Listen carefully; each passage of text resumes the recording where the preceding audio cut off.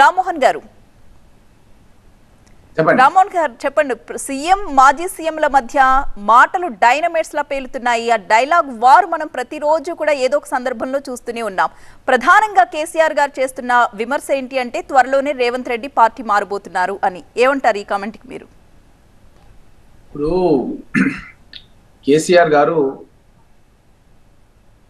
ప్రభుత్వం వాళ్ళది పడిపోయిన తర్వాత, కాంగ్రెస్ పార్టీ అధికారంలోకి వచ్చిన తర్వాత అసెంబ్లీకి కూడా రాకుండా, ప్రజాస్వామ్యం లోపల అసెంబ్లీ అనేది పవిత్ర దేవాలయం లాంటిది, అసెంబ్లీకి కూడా రాకుండా 7 లక్షల కోట్ల రూపాయలకు సంబంధించినటువంటి అప్పులు చేసి, ఆ అప్పులు కూడా ఏంటంటే నిరవర్ధకమైనటువంటి నాన్ పర్ఫార్మింగ్ అసెట్స్.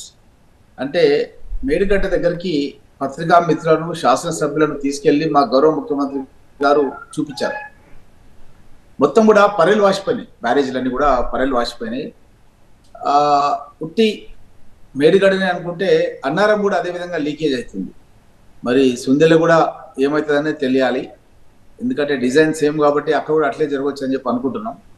ఈ విధమైనటువంటి ప్రాజెక్ట్స్ నిర్మాణం చేసి పేద రైతాంగం పుట్టగొట్టడం కాకుండా, చాలా కష్టపడి ఎవరైతే ట్యాక్స్ పేయర్స్ మనీ ఉందో ఆ మనీని దుర్వినియోగం చేసి దాంట్లో కమిషన్లు కొట్టుకోవడానికి ప్రాజెక్టుల నిర్మాణం చేసేది తప్ప, ఆ కనీసం దానికి సంబంధించిన ఎవరైతే చీఫ్ ఇంజనీర్స్ కానీ, నిష్ణాతులైనటువంటి కన్సల్టెంట్స్ కానీ వాళ్ళ ఒపీనియన్స్ తీసుకోకుండా తన సొంత తెలివి, నేను 80,000 పుస్తకాలు చదివాను కాబట్టి నాకు అన్నీ తెలుసు అన్న ధోరణిలో కేసీఆర్ గారు ప్రవర్తించడం మూలంగానే ఈ విధమైన పరిస్థితి వస్తుంది.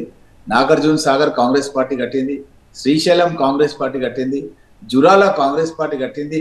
ఎక్కడ కూడా ఇలాంటి లోపాలు లేవు.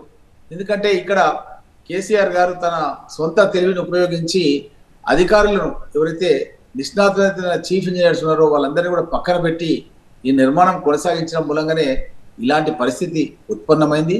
మేము నేషనల్ డ్యామ్ సేఫ్టీ అథారిటీని ఇన్వైట్ చేసినాం. అది కేంద్ర ప్రభుత్వం ఆధ్వర్యంలో నడుస్తున్నటువంటి సంస్థ.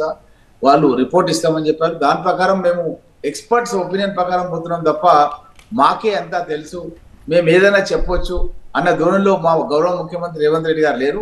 ఏ సబ్జెక్ట్ అయినా ఆ సబ్జెక్ట్ ఎక్స్పర్ట్స్ ఎవరు, వాళ్ళ ఒపీనియన్ తీసుకోవాలి, ఇన్ రైటింగ్లో తీసుకోవాలి, దాని ప్రకారమే మనం అమలు చేయాలి అన్న ఆలోచనలో మా ముఖ్యమంత్రి గారు పనిచేస్తున్నారు. ముఖ్యంగా ఆ రోజు సోనియా గాంధీ గారు తెలంగాణ రాష్ట్రానికి నీళ్లు రావాలని, నిధులు రావాలని, నియామకాలు రావాలనే ఉద్దేశంతో, తెలంగాణ రాష్ట్రంలో ఉన్న నిరుద్యోగులు ఆత్మ బలిదానాలు చేసుకోవద్దన్న ఉద్దేశంతో తెలంగాణ రాష్ట్రాన్ని 16,000 కోట్ల రూపాయల సర్ప్లస్ తో కూడుకున్నటువంటి నిధితో ఆ రోజు తెలంగాణ రాష్ట్రాన్ని ఏర్పాటు చేస్తే, ఈ రోజున్న పరిస్థితి ఏంటంటే 10 ఏళ్ల పాలన తర్వాత ఒక దివాలా తీసినటువంటి ప్రభుత్వాన్ని, అంటే జీతాలు కూడా చెల్లించలేని ప్రభుత్వాన్ని, జీతాలు ఫస్ట్కి ఇవ్వాల్సినటువంటి జీతాలు 15వ తారీఖు రోజు ఇచ్చే విధంగా ముఖ్యమంత్రిగా గతంలో పనిచేసినటువంటి కేసీఆర్ గారు మన రాష్ట్ర పరిస్థితిని దిగజార్చిండు. ఇది ఎవరు కూడా జీర్ణించుకోలేని పరిస్థితిలో ఉన్నాం.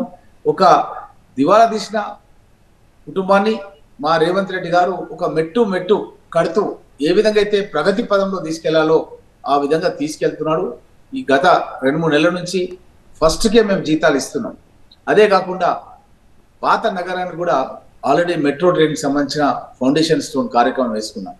అదే కాకుండా అభివృద్ధి కార్యక్రమాలు మేము 6 పథకాలు అయితే అనౌన్స్ చేసినామో, సమాజంలో సగభాగమైనటువంటి మహిళల గురించి ఆర్టీసీ బస్సులో ఉచిత ప్రయాణం కల్పించినాం. ఆర్టీసీ బస్సులో ఉచిత ప్రయాణం అంటే ఎవరైనా మహిళ ఒక హాస్పిటల్కి వెళ్ళాలంటే ఉచితంగా హాస్పిటల్కి వెళ్ళి మళ్ళీ తన స్వగ్రామం రావచ్చు. ఎప్పుడైనా తల్లి మీద ప్రేమ ఉండి తల్లిని చూసి రావాలి, సోదరులను చూసి రావాలంటే తల్లిగారింటికి పోయి రావచ్చు. కొడుకో బిడ్డనో మన్మడో మన్మరాలు పుడితే పుణ్యక్షేత్రాలకు వెళ్ళి దర్శనం చేసుకొని మొక్కు తీర్చుకోవాలంటే ఒక శ్రీశైలంకో, యాదగిరి గుట్టకో, అనంతగిరి గుట్టకో, వేములవాడకో ఎక్కడికి వెళ్ళాలంటే వెళ్ళి వాళ్ళ మొక్కు తీర్చుకుని రావచ్చు.